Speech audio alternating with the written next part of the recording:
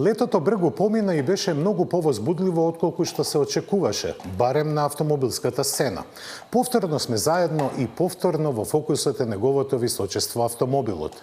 Смотрата во Минхен, што се одржа неодамна, ја најави автомобилската сезона 2023-2024, која ќе биде богата со модели, но и турбулентна на глобалната автомобилска сцена. Кинеските марки неумоливо освојуваат се поголем дел од продажбата, додека останатите се обидуваат да се задржат на своите позиции. Тоа најдобро се виде на ИАА. Но пред да се посветиме на саемот, ќе ви ги пренесеме новостите од групацијата BMW, кои беа презентирани пред саемот во Минхен.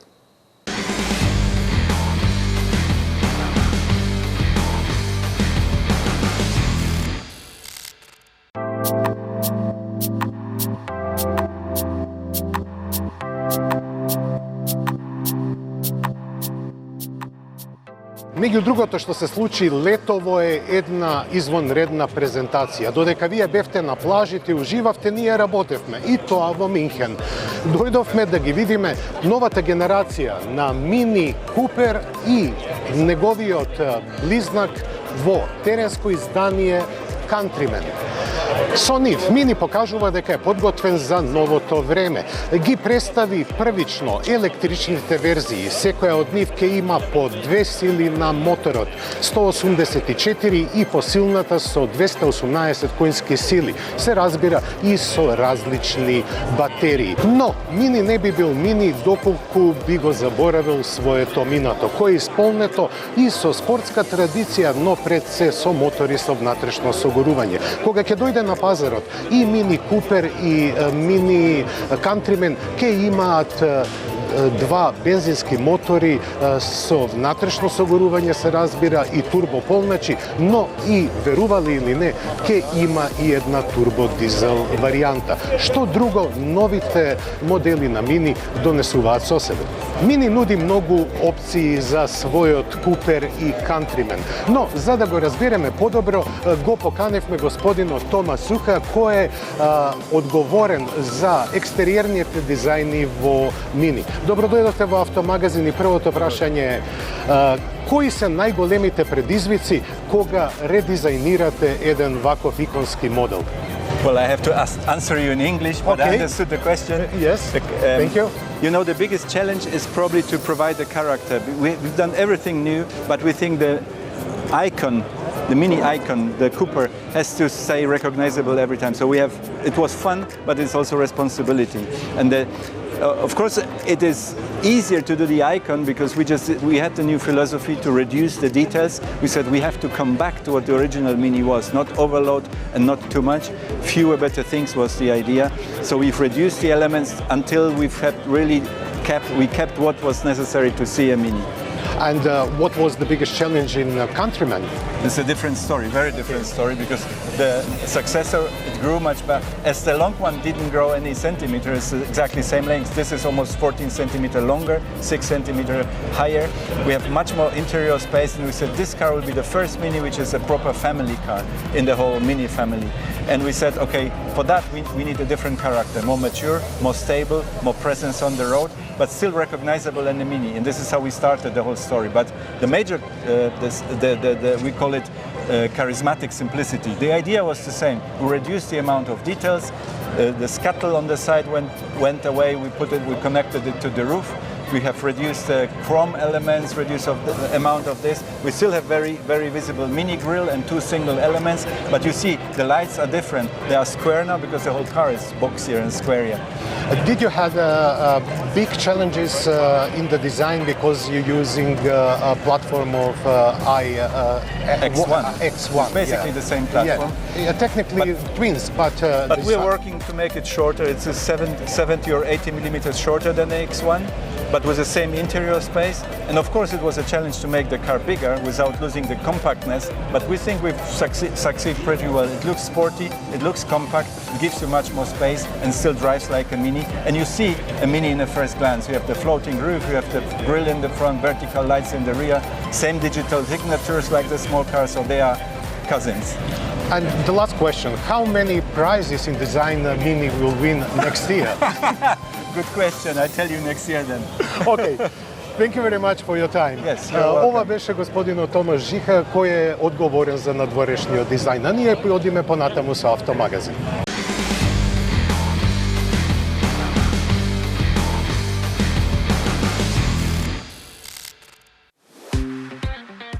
Уште не се ни слегна прашината од вчерашната презентација на Мини и денеска нова експлозија во Минхен, наречена Neue Klasse, што означува една нов почеток за BMW. Не се работи само за прекрасниот дизајн на овој автомобил тука што го гледаме. Се работи за многу повеќе филозофија и аплицирање на технологии кои допрва доаѓаат. Neue Klasse не се одликува само со прекрасен и скулптурален дизајн. Во неа се сместени технологии, но и зголемена присутност на вештачка интелигенција. Во внатрешноста на автомобилот може да се види дека доминира само еден дисплеј, но трикот е во тоа што BMW ќе направи целиот долен дел на ветробранското стакло да биде head-up дисплеј во целата должина на ветробранското стакло. Neue Klasse не се однесува само за возењето. Иако ќе има кога ќе дојде на пазарот 2025 година за 40% по-густа батерија, што значи дека ќе може да абсорбира повеќе енергија. Ќе има 30% повеќе домет со истиот капацитет на батеријата, но и ќе има 30% повеќе моќност која може да биде испорачана. Но целиот трик не се однесува на тоа. Целиот автомобил ќе може да комуницира со возачот во интерактивно време. Опремен со вештачка интелигенција, овој автомобил нема само да ги користи конективните технологии, туку ќе има и сензори кои ќе му кажуваат како се, во какво расположение е возачот и се разбира кои се неговите елементарни здравствени параметри. 2025 година е близко. BMW оваа своја технологија и оваа своја нова филозофија ќе имплементира многу брзо. А дур не се случи тоа. Ние се префрлуваме од другата страна на Минхен, во халите на Минхенскиот саем за автомобили. Каков е тој, ќе видите во следните минути.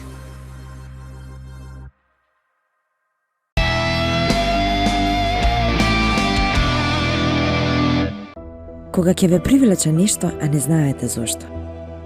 Во тој момент како некој да зборува со тебе. Запознај го новиот 408, со дизајн кој завидува повеќе отколку што очите можат да восприемат. Алюр и страст од секој агол. Тоа што вистински зборува со нас е нашиот внатрешен глас кој страстно шепти од нашата душа. Алюринг, новиот Peugeot 408. Сигурно имаш прашање. Како? Како можеш да поминеш 400 километри за само 300 денари? Размислуваш? Се обидуваш да веруваш. Со Volkswagen ID3, ID4 и ID5 ги имаш сите одговори. Денес техниката прави чуда. Електричното станува неверојатно привлечно. Одбери Volkswagen ID и доби пакет за 30 бесплатни полнења на турбополначите во Porsche Македонија. Volkswagen. Porsche Македонија. Мислите на ново возило? Одберете возило, Шпаркасе лизинг купува за вас. Вие бирате година, модел, боја, месечна лизинг рата. Ние реализираме Шпаркасе лизинг. Шпарка се лизинг ги финансира сите видови на патнички возила.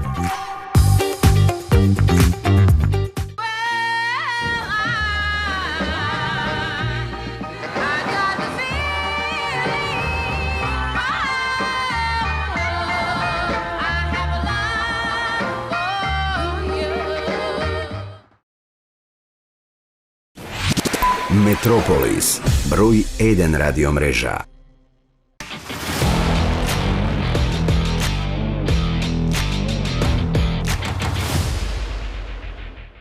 Специјализираните сајми за автомобили го губат форматот што го имаа пред пандемијата. Забележливо е намалено присуство на традиционалните марки. Нивното место го заземаат производителите на електроника и концептите што нудат солуции за урбан транспорт, без оглед дали тоа е личен или масовен. Само десетина марки од автомобилскиот свет беа присутни под куполите на Михиенскиот саем, а исто како и пред 2 години, низ плоштадите во градот беа организирани павилиони каде беа изложувани експонатите.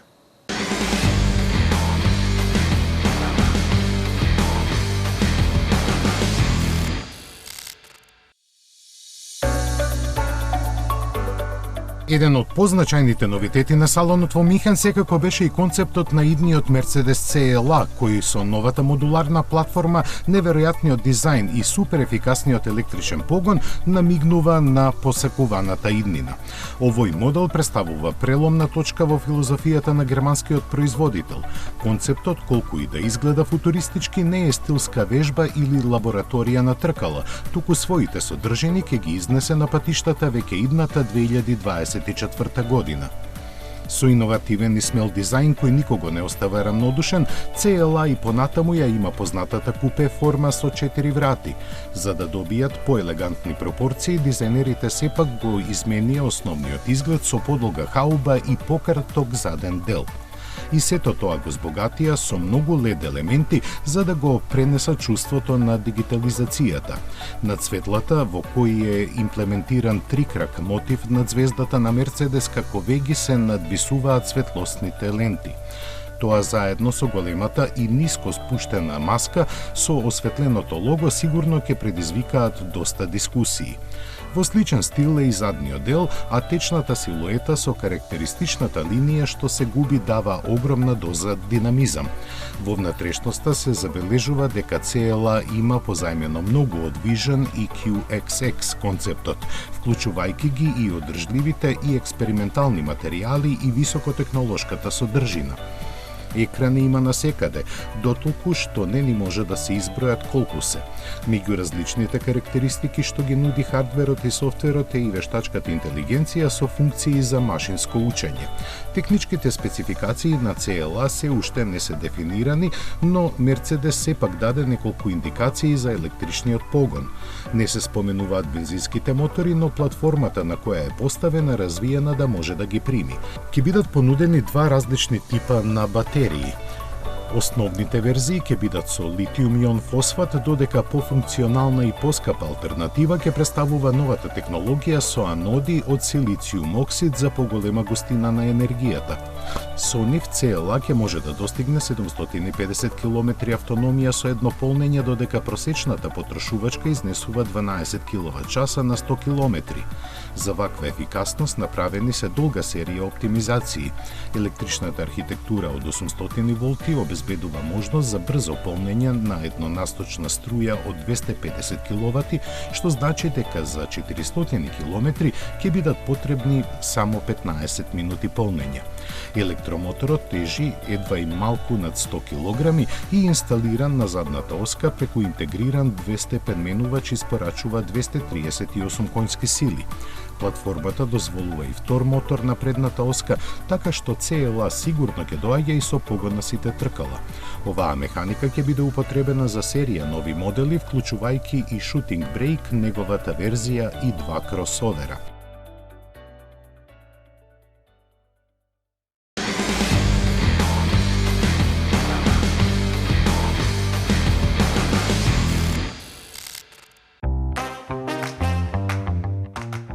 Volkswagen добро знае колку е моќна ознаката GTI, затоа и нема намера со преоѓање во електричните води да се откаже од неа и ја постави на едно од највпечатливите возила на IAA. Концептот што ја понесе заснова на студијата ID2All собра големи симпатии, па сосема е јасно дека замислата ќе има позитивен епилог. Кога ќе стане реалност, овој модел ќе припаѓа во класата на сегашното Polo, но поради поголемото меѓуоскено растојание ќе има далеку повеќе простор во внатрешноста. По првиот бран на секојдневно обликувани електрични возила се покажа дека купувачите се уште се наклонети кон класично дизајнираните каросерии и традиционалните вредности. Дизајнерскиот тим, предводен од главниот дизајнер Андреас Минт, беше инспириран од различни генерации на GTI моделите на Volkswagen. Ваквиот пристап вроди со несекојдневна симпатичност зачинета со голема доза носталгија, ниска силуета, исфрлени калници, тркала кои подсетуваат на оние од 80-тите години на минатиот век, сепак задвижувани со електропогон, каде буквата И ќе означува интелигенција. Нема никакви податоци какви перформанси би имал идниот сериски GTI, но врз основа на веќе најавените параметри за студијата ID2All може да се шпекулира.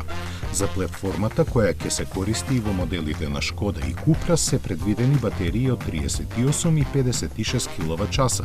Според Volkswagen, поголемите по капацитет може да овозможат автономија до 450 км. Ќе се полнат со моќност од 125 киловати, што е доволно да се повлече струја од 10 до 80% за 20 минути. Што се однесува до силата на моторот, таа би требало да ја надмине границата од 230 коњи и да спринта до 100 за помалку од 7 секунди. Засега официјално не е потврдено, но се очекува производството да започне кон крајот на 2025-та. Почетокот на продажбата е планиран за првиот квартал на 2026 година со цена помала од 25.000 евра.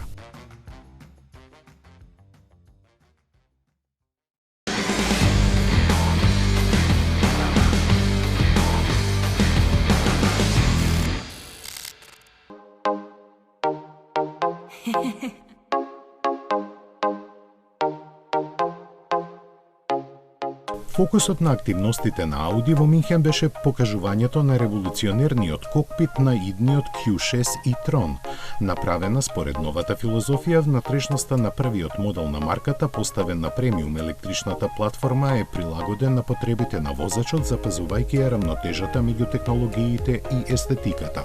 За жал, проблемите со софтверот ја одложија неговата презентација, така што за него има уште доста што да се каже. Публиката на отворениот простор пак повеќе ги ја интересираше електричниот концепт Active Sphere и премиерата на дотераниот Q8.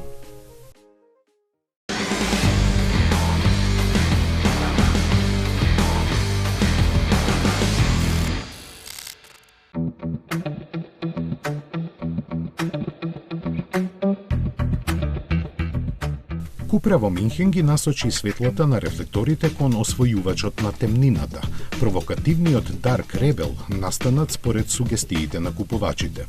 При неговото обликување шпанските дизајнери земаат предвид преку 270.000 конфигурации од членовите на Купра Tribe. Податоците собрани од виртуелниот хиперконфигуратор се имплементирани во финалниот дизајн на Dark Rebel, кој за 4 месеци преиде од виртуелниот во реалниот свет. Резултатот е чистокрвен електричен спортист со две седишта со футуристички изглед со складни пропорции кои ја потикнуваат страста и го докажуваат бунтовничкиот начин на размислување на марката. Обоен во енигматична темна виолетова нијанса со различни бакарни акценти, изгледа храбро подготвен да ги помести границите, рушејќи ги сите постоечки стандарди и прекосејќи на се она што сме навикнале да го гледаме кај стандардните автомобили. Чудниот начин на размислување доведе до тоа и покрај јасното значење на неговото име, осветлувањето да биде клучен елемент во неговиот изглед. Радикално остриот преден изглед обележен е со иконскиот триаглест светлосен потпис кој излегува од каросеријата, оживувајќи го автомобилот. Концептот на ова осветлување е заснован на разбивањето на логото на Купра на три триаголници кои се применуваат како дневни светла. Со широките рамења, долгата хаоба и ниската асиметрична кабина, акцентот е ставен на возачот и неговото задоволство во возењето. Седиштата се одвоени со централниот гребен, а за патниците да се чувствуваат покомотно на таванот е поставена термокамера која следи температурата во кабината. Накратко, Dark Rebel е создаден да отвори нова димензија во која желбите и емоциите стануваат обсесија. Тоа ќе го овозможи електричната механика за која во овој момент не стана збор.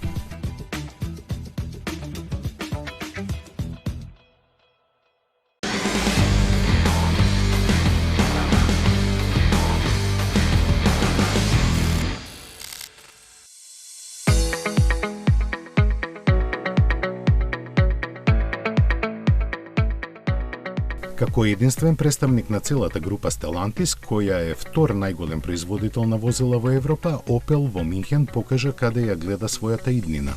Иако е наречен експериментал, концептот задолжен за тоа јасно става до знаење дека ќе нема експерименти со насоката по која ќе се движи марката. Таа секако е електрична, бидејќи веќе од 2025 година сите нови модели што ќе бидат представени ќе бидат на батерии.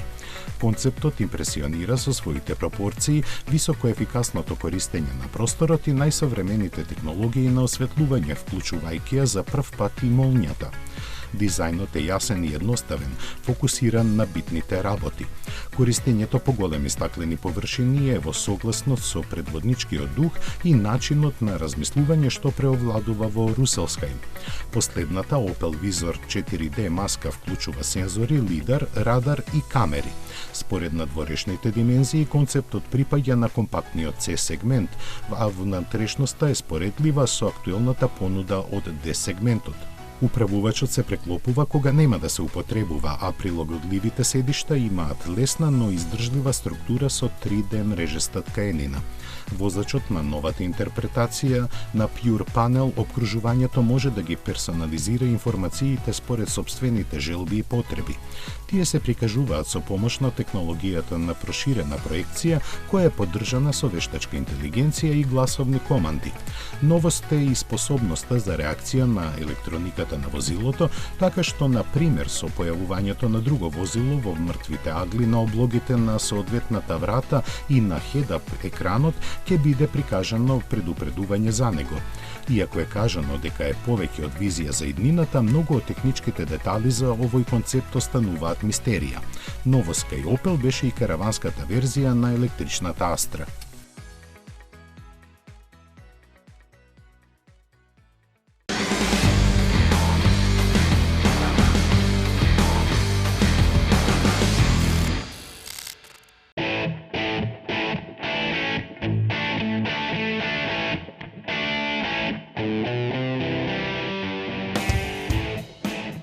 Практично како единствен европски производител кој не е од Германија, Рено на IAA Mobility салонот ја покажа новата пета генерација на Сеник, кој сега е трансформиран во електричен кросовер.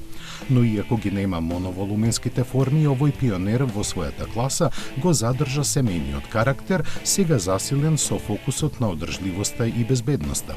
Серискиот модел изгледа многу слично на концептот прикажан минатата година со благо припитомени дизајнерски карактеристики. Тогаш тој остави силен впечаток заради што сега во француската компанија се надеваат дека ваков каков што е, ќе им биде привлечен на купувачите. Димензиите не му се многу променети, малку е подолг и со поголемо меѓуоскино растојание, но е понизок.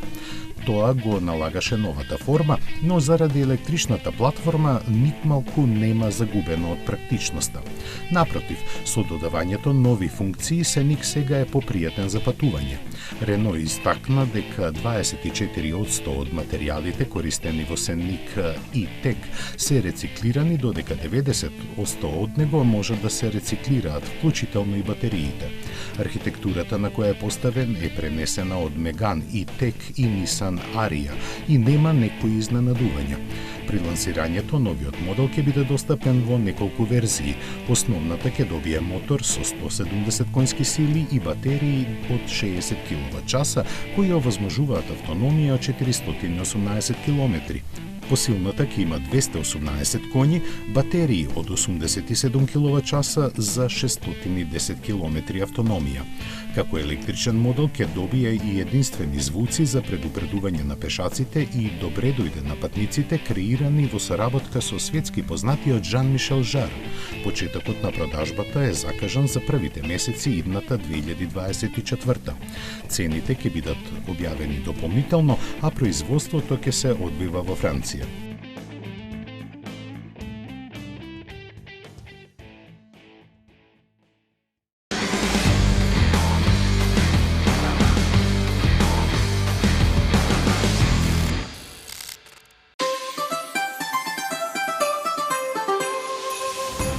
Кинеските производители кои во Минхен ги имаше во значителен број го навестија цунами бранот електрични возила кои допрва ќе ја преплават Европа.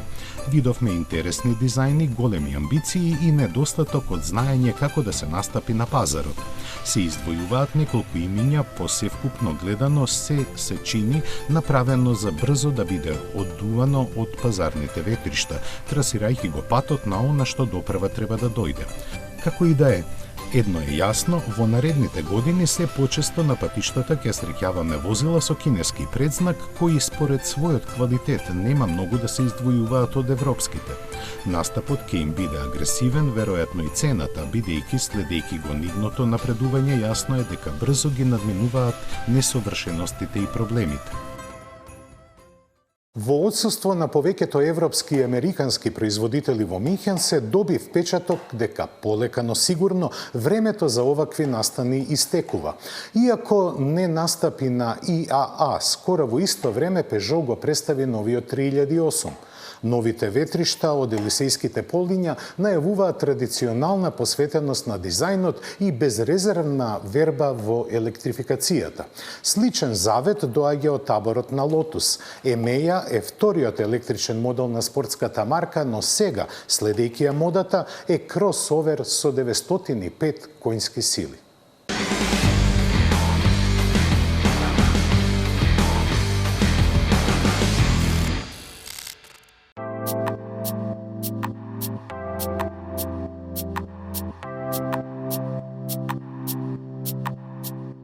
Елеганција во служба на ефикасноста, така најкратко може да се опише новата генерација на 3008 на која Peugeot сега и даде префикс со кој јасно се става до знаење дека е електрична. Препородувајќи го моделот, француските дизајнери го наградија со доза емотивна привлечност. Веќе препознатливиот изглед стилски го обликува кросоверот со профил налик на купе, што му дава примерна аеродинамика, клучна за електричните перформанси. Експресивната предна оптика ги има задржано трите светлосни канџи, а на средината на маската со градацијски ефект гордо е истакнато новото лого. Лебдечкиот спойлер му дава динамичен изглед на задниот дел која задржа својата масивност. Главните визуелни карактеристики на интериерот се масивниот двокатен централен тунел и пред возачот поставениот комбиниран дисплеј од 21 инч, чувствителен на допир. Тие заедно ја творат новата архитектура на внатрешното уредување наречена Panoramic Eye Cockpit. Дизајнерите ја искористија слободата што им беше дадена и рачката за избор на режимот на возење, која кај електричните возила се уште ја сметаме како менувач, ја префрлија на предниот панел во близина на прекинувачот за стартување. Во новата генерација Peugeot 3008 е забележливо поголем од својот претходник кој за 7 години се продаде во 1,3 милиони примероци. Додаде 95 мм во должина, 54 во широчина и 21 мм во височина, а меѓу скиното расстојанија порасна за 64 мм. Заедно со намалувањето на клиренсот, Тоа обезбеди голем простор за патниците и покрај тоа што дел од него е искористен за сместување на батериите. 3008 е прв модел поставен на новата STLA Medium платформа која има архитектура од 400 волти и ќе се нуди во 3 модификации. Почетната е опремена со еден електромотор напред со 210 конски сили и батерии со капацитет од 73 киловат-часа кои обезбедуваат автономија од 525 км. Наредната е за 20 коњи посилна, но има батерии од 98 киловат-часа доволни за поминување 700 км. Најсилната верзија располага со два електромотора со 320 конски сили кои се дистрибуираат на сите 4 тркала со помалата од наведените батерии. Peugeot ветува дека после 8 години колку што им е гаранцијата, батериите кои засега се со потекло од кинескиот BYD ќе задржат 70% од капацитетот. Времето и брзината на нивното полнење се прилагодува за оптимизирање на трошоците со максимална поддржана моќност од 160 кW. Почетокот на продажбата е закажан за крајот на февруари, а набргу после тоа се очекува да се појави и малку поголемиот 5008. При развојот на новата платформа е водено сметка во неа да може да се вградуваат и мотори со внатрешно согорување кои во случајот на 3008 ќе бидат два хибридни и еден класичен. На разочарување на многумина, дизел нема да има. Целта на Stellantis е до 2030 година да постигне на глобално ниво 50% од продажбата да бидат електрични модели.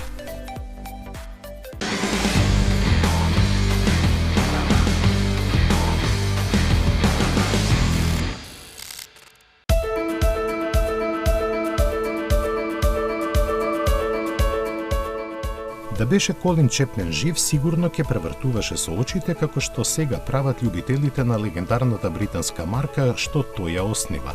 Но затоа голем број потенцијални купувачи со радост ја дочекува новата електрична лимузина на Lotus наречена Емеја. Таа со својата елегантна силуета, агресивниот преден дел со тенки светла, накосо извлечените детали и испапчената хауба изгледа фантастично и одава впечаток на моќ. Со право, бидејќи ќе располага со два електромотора со 905 конски сили и погон на сите тркала, ќе биде способна за забрзување до 100 км на час за 2,8 секунди и максимална брзина од најмалку 250 км на час. Активната аеродинамика ќе помогне од батериите од 102 киловат-часа да се извлече поголема автономија. Колку таа точно изнесува не е кажано, но се знае дека 18 минути ќе бидат доволни батериите да се наполнат до 80% од капацитетот. Активно и воздушното ослонување, кое сензорите ќе го прилагодуваат 1000 пати во секунда. Во кабината владеат минимализам, врвни материјали и првокласна опрема. Вториот електричен модел на компанијата, која од 2017-та е во сопственост на кинескиот Гили, ќе се појави на пазарот во текот на идната година. Тука ја доведуваме првата епизода од 28-та сезона до крај. Се гледаме идната сабота. До гледање.